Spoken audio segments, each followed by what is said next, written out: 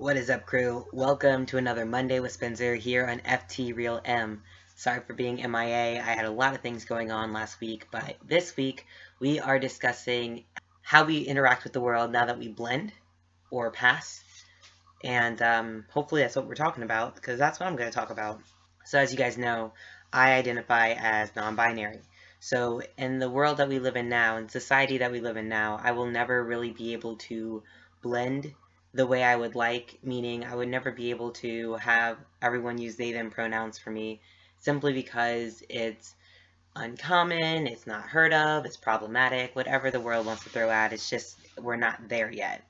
So I'm going to speak on being seen as male, because for me, I just don't want to ever be seen as female, which since my 6 months mark on testosterone, I have had very little people who've ever referred to me as female. So for me, it's been a pretty easy adjustment, but one of the biggest ones is interacting with other men in society.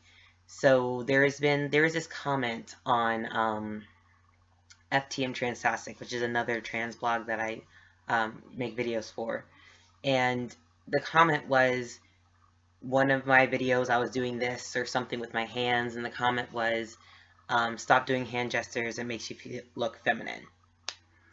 And obviously I don't give a shit what people think makes me look feminine. I'm going to do what makes me more comfortable, but it got me to thinking of how, as trans individuals, we try to encompass all of these things that people assign with whatever gender we are trying to be portrayed as. And we become almost heightened to this idea, or the things that we do that make us look feminine if you're trans masculine, or masculine if you're trans feminine. For me, one of the biggest changes has just been communication. It became a simple, hey, how are you, to what's up, man? What's good? And that was like that was different for me. I'm very much into, I guess, sentences, or just, I'm doing well, what about yourself? Which apparently is not a masculine thing to say, I guess. Another thing that I kind of get worried about is really how I sit. And it's not like, I always feel like I'm taking up too much space, and I think that's just a lot of my female socialization.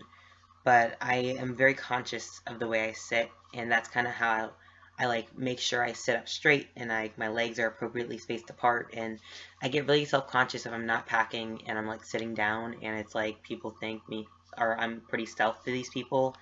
And so that's like a big thing that like goes through my head, is like how I speak and how I sit. Other than that, I navigate the world the same as I always have. Um, I have been blessed to have a twin brother and older brother, and I picked up a lot of their, I guess, masculine traits just by watching them. Um, but I'm not afraid of the female socialization that I did have the 22 years prior to this. I don't really care how other people view it or see me or anything like that, because I talk with my hands. One of the crazy things that I heard, which makes me laugh at how fragile some people's masculinity is, somebody said that if you're a guy, you can't drink with a straw because that simulates sucking dick unless you're a gay guy. Now, I don't know if you guys have heard that. That was the first time I've ever heard that. That was with like some of my work friends, but that is the most ridiculous thing I've ever heard in my life. And if honestly masculine like things are based off of such backwards thinking, then fuck it. Like I'm not gonna worry about it, because that's hilarious. I don't think you should focus a lot on what characteristics or what attributes you're putting out to the world and how they're going to view you as male or female. I think that you should be more concerned with how confident you are in yourself and in your gender expression, because that's what helps me through the humps. It's not whether or not my legs are appropriately spaced apart for whatever should be there. It's not whether or not I say, hey, how are you, or what's good, man. It's the fact that I'm confident that I am who I am when I speak and when I interact with the world. And that really is what gets me through the dysphoric times when it comes to socialization. So I hope that has helped you guys. I hope you're having a great week and are gearing up for an even better weekend. Hopefully I'll be more normal because everything has calmed down a little bit for me. But it is Monday. It is Spencer. Until next time.